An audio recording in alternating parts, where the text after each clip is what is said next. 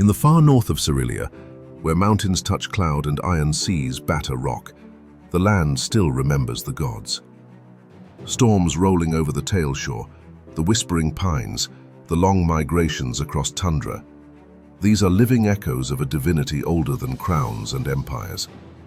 Here, people are few, winters are long, and survival is the truest act of faith.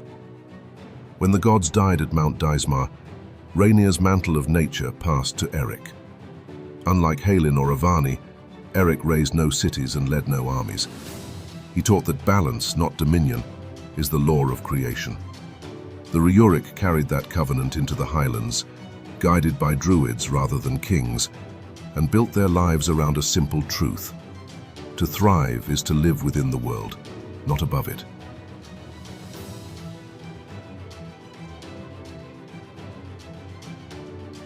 The Rjurik are children of wind and stone, hunters, herdsmen, and sailors forged by scarcity into endurance.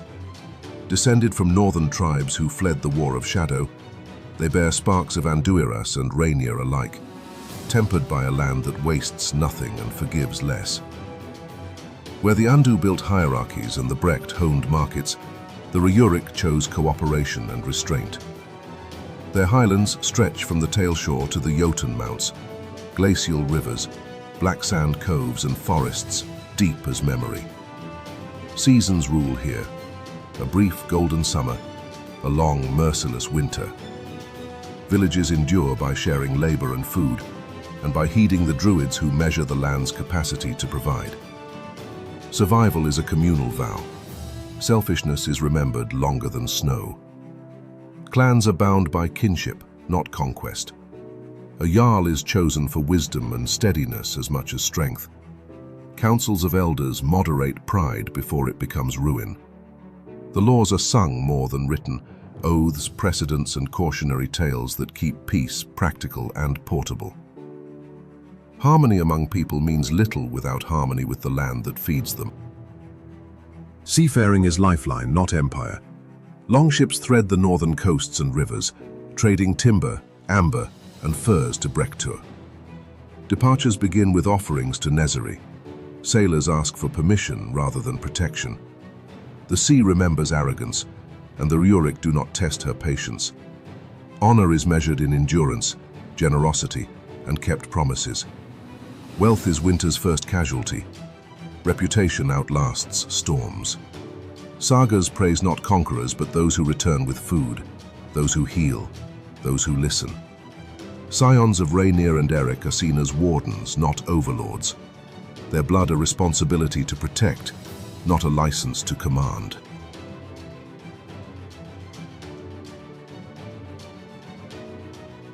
Among the Rjurik, faith is a way of living, not a building of stone. Erik, heir to Reynir, is the stillness before dawn, the patience of rock, the seed beneath frost. His creed places mankind within creation's circle, steward, not master, partner, not proprietor. Druids keep the covenant. Their sanctuaries are groves, stones, and river bends. Their authority is moral.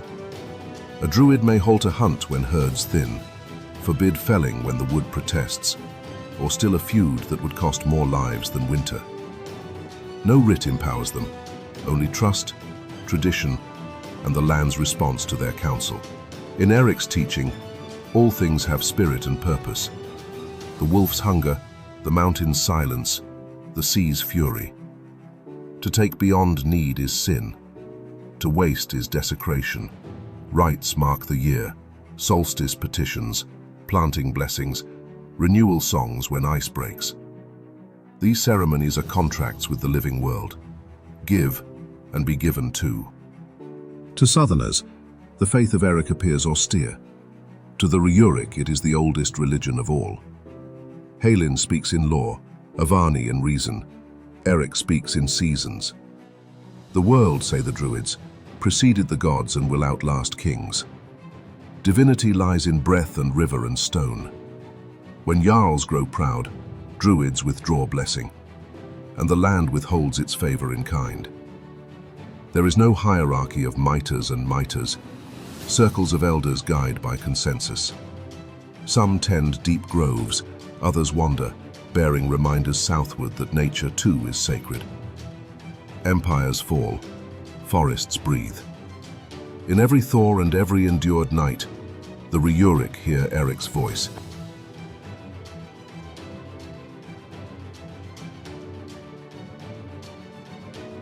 The Highlands are a constellation of realms rather than a single crown.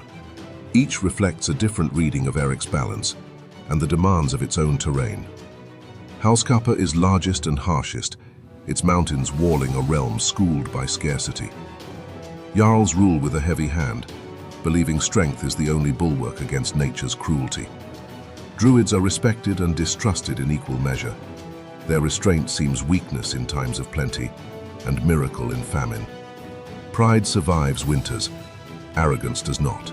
Stjordvik, of river valleys and rolling wood, governs by consensus.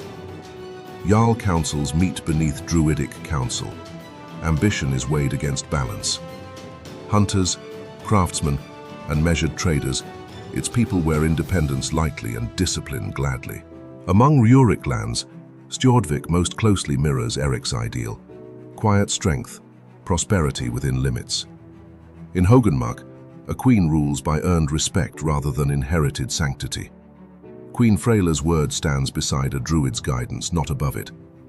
Leadership is shared because the land demands strength from all. Here the blood of gods means little next to the will of the living. Faith and freedom walk the same road and keep each other honest. Between and beyond lie scores of valleys, fjords and hill kingdoms. Old feuds cooled by counsel, new borders drawn with more caution than steel. The south calls the Rjurik divided.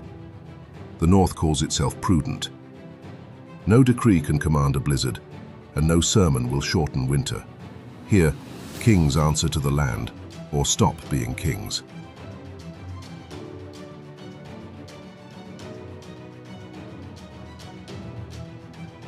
Beyond settled clans, the frozen east lies under a sky of knives. There stands Hjolvar, realm of the White Witch, a name spoken like frost. Mortal born yet touched, say the druids, by Azrai's lingering stain, she bends mebhaighl and shadow to the work of winter. Her power is dominion, not balance. Storms on command, flesh to ice at a whispered word. Sorcerers and soldiers serve a court where beauty is terrible and silence is law. To Erik's faithful she is blasphemy made flesh, nature treated as instrument, the living world as a thing to be stopped rather than stewarded. On the longest nights when the veil thins, strange lights dance over Hjolvar, and travelers vanish into snow. Some claim her rites feed the shadow world that sustains her. Others call her its instrument, an old hunger wearing a new crown. Where her agents pass, forests hush and wells freeze. Villages become white, hollowed shells. Fear spreads with the frost, but so does fascination. In lands of hunger, there are always those who mistake control for salvation. They whisper of a hard, pure age where cold burns weakness away, and the world obeys. The druids answer that such stillness is death. The seasons live because they turn. The Rjurik do not wage crusade, they endure. They trust the wheel to right itself. But each year the snows creep farther west, and each year the ritual songs grow graver. The White Witch has made her kingdom eternal, and in that eternity lies the slow death of change. The Rjurik Highlands remain as they have always been, vast, cold, stubbornly alive. Empires to the south trade banners and laws. The north keeps covenants with river and root. Stone halls stand where timber and humility are stronger than marble and pride. The oldest songs outlast the newest crowns. Druids of Erik still walk the green and the white, whispering prayers that steady the world. Circles gather at solstice not to seize power, but to preserve it for the living. Even as the White Witch's frost creeps west, the Highlands answer with patience. Winter teaches, spring remembers. The balance bends. It does not break. In the next episode, we turn south to the radiant Kinazi coasts and deserts, realms guided by Avani, goddess of reason and the sun. From the shining courts of Aria to the caravans of Bin Sada and the ports of Quran, a civilization of intellect and honor thrives beneath golden light.